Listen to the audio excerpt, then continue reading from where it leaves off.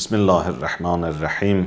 Salam əziz izləyicilər, hər vaxtınız xeyirli, uğurlu olsun. İnşallah bu verilişimizdə də sizin bizə göndərdiyiniz suallar haqqında cavab verəcəyik. Birinci sual, Əssalamu aleykum, Allah sizdən razı olsun. Əleykəssalam, Allah sizdən də razı olsun. Peyğəmbərin Vadil Qura günü oxuduğu dua yazılıb kitabda, zəhmət olmasa deyərdiz. Vadil Qura nə deməkdir və hansı günə təsadüf edir? O duanı oxuyanda deyirlər ki, düz etmirsən, onu Vadil Qura oxumalısan. Çox xahiş edirəm, sualını cavablandırın. Allah sizdən razı olsun. Nə gözəl ki, sizin kimi din xadimlərimiz var. Allah sizdən də razı olsun. Vadil Qura əslində bir məntəqənin adıdır. Mədinədə yerləşən bir məntəqənin adıdır və bu tarixi bir məsələdir. O məntəqədə yəhudilər yaşayırdı vaxtilə. Peyğəmbərimiz Xeybər müharibəsindən sonra Hicri qəməri tarixi ilə 7-ci ildə, Hicrətin 7-ci ilində oradakı yəhudilərlə döyüşür və Vadil Qura əslində İslami döyüşlərdən biridir. Yerin adına bağlı olan bir addır həm də. Burada Həzrət Peyğəmbər onlarla döyüşür və orada sonra bir neçə gündən sonra razılığa gəlirlər, cizyə ödəyirlər Peyğəmbərə və əhd-i peyman bağlanılır. Bu Vadil Qura budur. Amma Peyğəmbər orada Vadil Qura əslində gün deyil, o yerin adıdır, döyüşün adıdır. Və həmin orada Peyğəmbərimizin oxuduğu dua mənim qarşıma çıxmayıb belə bir dua. Hər halda varsa, onu belə deyə, hansı kitabda oxumusunuzsa, onu yazın, mən onun tərcüməsini deyə bilərəm sizə. Amma yenə Vadil Qura haqqında da sizə bu qədər məlumat verdik. Salam hacı, namaz vaxtı səcdədə, qunutda, rükuda hansı surəni, ayəni oxumaq olar? Adlarını deyə bilərsiniz, zəhmət. Əleykəssalam, Allah razı olsun. Ümumiyyətlə səcdədə, qunutda, rükuda ayə oxumurlar, Quran oxumurlar. Onun xüsusi zikirləri var. Səcdədə də, rükuda da 3 Subhanallah və yaxud da Subhanə Rabbiyəl Azimi və bihamdih rükudadır, Subhanə Rabbiyəl Ə'la və bihamdih səcdədədir. Ya 3 Subhanallah deməlisən, ya da bu zikirlərdən birini deməlisən.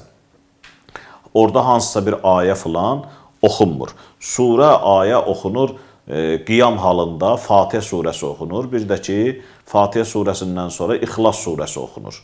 İxlas surəsinin yerinə başqa surə də oxuna bilər. Vacibi səcdəsi olmayan surələrdən birinin hansını istəsəz oxuya bilərsiniz. Əlbəttə, uzun surələr də oxumaq olar, amma namazın vaxtı geniş olsun da, namazda namaz halından çıxmasın. Əsasən o kiçik surələr oxunur, vacibi səcdəsi olmayan surələr. Növbəti bir sual, zuhurun qəti nişanəsi olan səmadan olan nida Ramazan ayında eşidiləcək. Bəli, İmam Zaman əleyhissalamın zuhuru ilə bağlı əlamətlər var.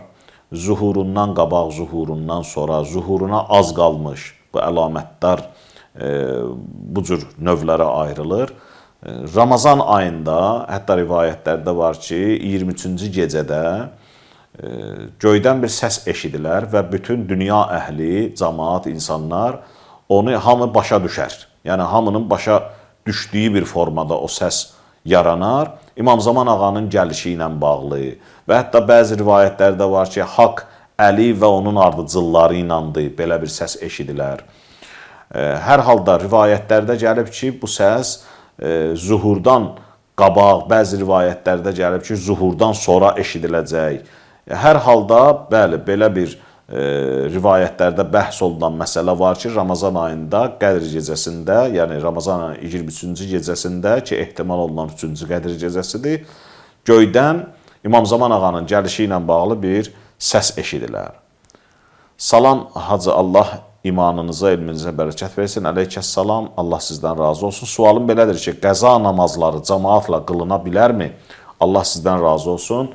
Allah sizdən də razı olsun. Bəli, cəmaat namazında sən öz qəza namazını iqtida edə bilərsən. Məsələn, deyək ki, cəmaat əda namazı qılır, deyək ki, zöhr və əsr namazları qılır. Sən hansısa bir sübh namazı olsun və yaxud da başqa namazların qəzasını sən həmin o piş namaza iqtida edə bilərsən. Baxmayaraq ki, o piş namaz hal-hazır ki, deməli, əda namazını qılır. Sən qəza namazını ona iqtida edə bilərsən. Qəza namazlarında bir məsələ də var ki, iqtidarla bağlı, cəmaat namazından qılmaqla bağlı. Məsələn, piş namaz qəza namazı qılır. Siz qəza namazı ona yenə iqtida eləyə bilərsiniz. Yəni, qəza namazlarınızı piş namazın həm qıldığı qəza namazına iqtida eləyə bilərsiniz. Həm piş namaz əda namazı qılırsa, ki onu dedik, ona da iqtida eləyə bilərsiniz. Yəni, bunun heç bir eybi yoxdur. Salam, aleykəssalam. Namazı qılanda fikir yayınmaması üçün mərsiyə qoymaq. Onda fikrim yayınmır. Az xodda qoyuram. Günah sayılırmı? Bunun heç bir eybi yoxdur. Siz mərsiyə sədaları altında namaz qılırsınız. Amma özünüzü buna öyrəşdirməyin də. Özünüzü öyrəşdirin buna ki, mən dediyim sözlərin mənasını bilim ki, nə deyirəm. Etdiyim hərəkətlərin mənasını bilim nə. Yəni, fikrinizi ən çox dediyimiz sözlərin mənasına, etdiyimiz əməllərin o mahiyyətinə yönəldin. Yəni, indi siz belə eləyirsiniz, bu namaza bir batillik gətirmir, bir problem yoxdur, amma bu yol deyil əslində. Bunu demək istəyirəm ki, bu yol deyil əslində. Yəni, o böyüklər ki, yol deyib bizə, bəli, o yollardan gərək istifadə edəsiniz ki, onlardan da birini dedim. Salam aleykum, aleykəssalam. Hacı bir sualım var. Deyirlər Ramazanda şeytan zəncirlənir. Bəs oruc halda insana günah etməyə məcbur edən güc nədir? İnsanın nəfsi var və nəfs insanı həmişə pisliyə əmr eləyir. Quran-ı Kərimdə də buyurur ki, İnnən nəfsə ləəmmaratun bis-su. Nəfs çox-çox insanı əmr eləyəndir pisliyə. Şeytan cin tayfasından olan bir məxluqdur. Nəfs isə insanın belə deyək, ruhunda, canında, özündə yerləşir. Yəni, şeytan, iblis insandan kənar bir ayrıca cin tayfasında olan məxluqdursa, əgər o zincirlənirsə, insanın nəfsi ki, istəklər ki, var. Əlbəttə, o istəklər də şeytan üçün bir alətdir, bir silahdır insana qarşı istifadə eləməkdən ötürü. Hər halda nəfs, nəfsin istəkləri, heyvani istəklər, şəhvani istəklər, başqa istəklər insanda mövcuddur ki, o nəfs insanla hər zaman var. Salam aleykum, hacı necəsiz? Aleykəssalam, çox sağ olun, çox gözəl dediniz. Haram balığı nə yemək olar, nə də başqasına vermək və yaxud da satmaq olar. Haram olan ağ balığın içindəki kürünü necə başqasına, yəni onu haram bilməyən bir kəsə satmaq olar? Xeyr, olmaz. Ümumiyyətlə, haram bir qidanı nə yemək olar, nə də başqasına vermək və yaxud da satmaq olar. Amma bunu deyim ki, halal balığın kürəsi halaldır, haram balığın kürəsi isə haramdır.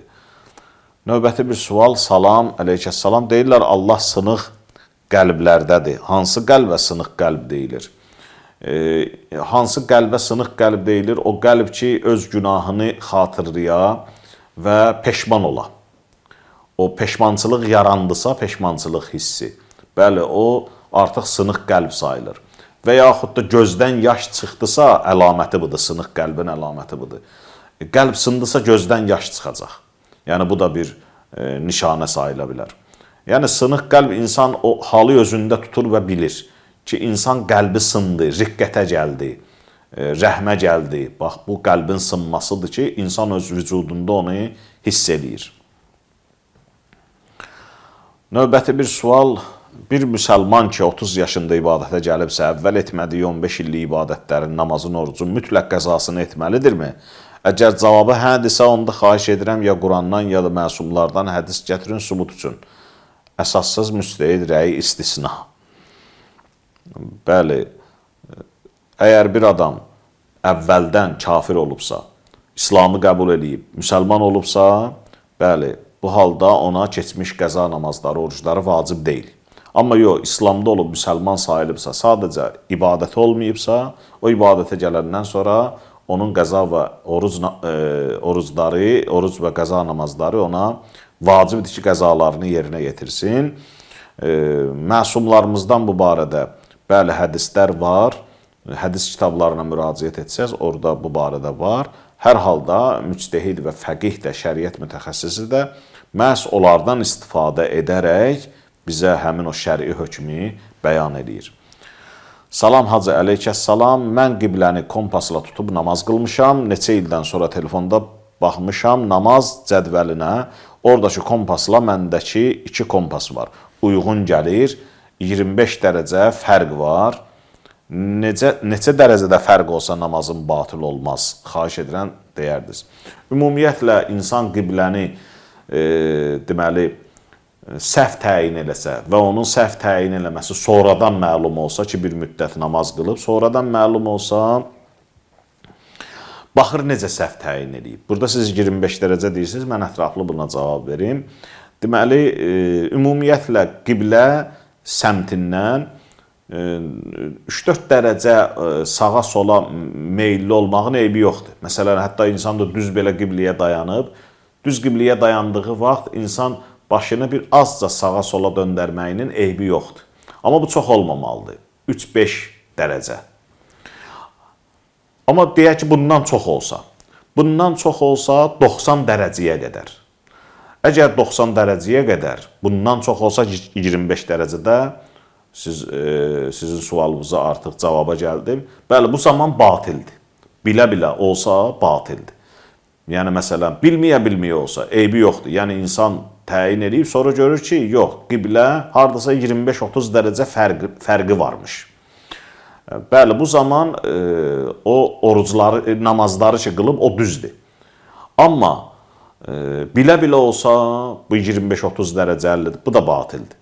Bilməyə olsa, qıldığı namazlar düzdür, amma sonradan təyin eləyəndə görüb ki, yox, 90 dərəcəyə yaxınlaşır. 90 dərəcəni də bəlkə də keçir. Bəli, 90 və 90 dərəcəni keçirsə, o səhvlik.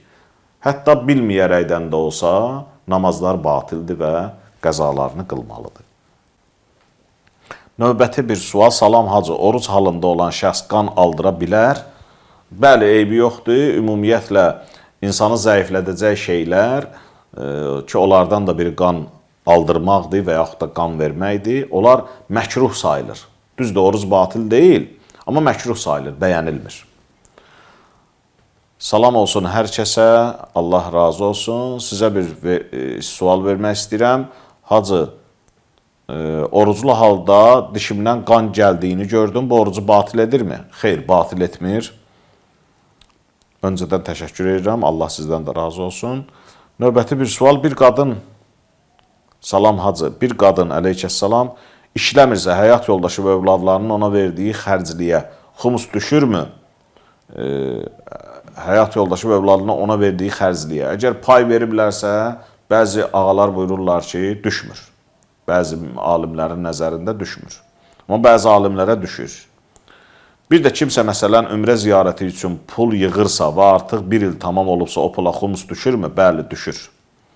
Xumus vaxtı çatanda əlindəki puldan o pulu bir yerdə hesablayıb xumusunu verəcək. Növbəti bir sual ki, sonuncu sualdır. Salam hacı, əleyhissalam, necəsiz? Allah razı olsun. 2 sualım var. Birinci sualım, mən bir telefon almışam. Telefonumda qiyməti nağd 600 manata, kreditlə aldım 612 manata. 12 aylıq aldım. Bu haramdırmı? Xeyr, haram deyil. Yəni, bir malı siz nağd qiymətə bu cür alırsınız, nisiyə biraz artıq alırsınız. Onun eybi yoxdur.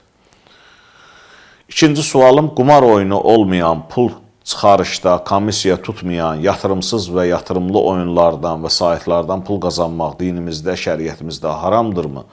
Mən bu haqda dəqiq məlumatım yoxdur bu oyunlar haqqında. Əgər qumar sayılırsa, bəli, haramdır. Və burada belə deyək, şərt qoymaq varsa, şərt bağlamaq varsa, qumar sayılırsa və şərt əsasında oylanılırsa, bəli, haram sayılır. Vəssalamu aleykum və rəhmətullahi və bərəkatuhu.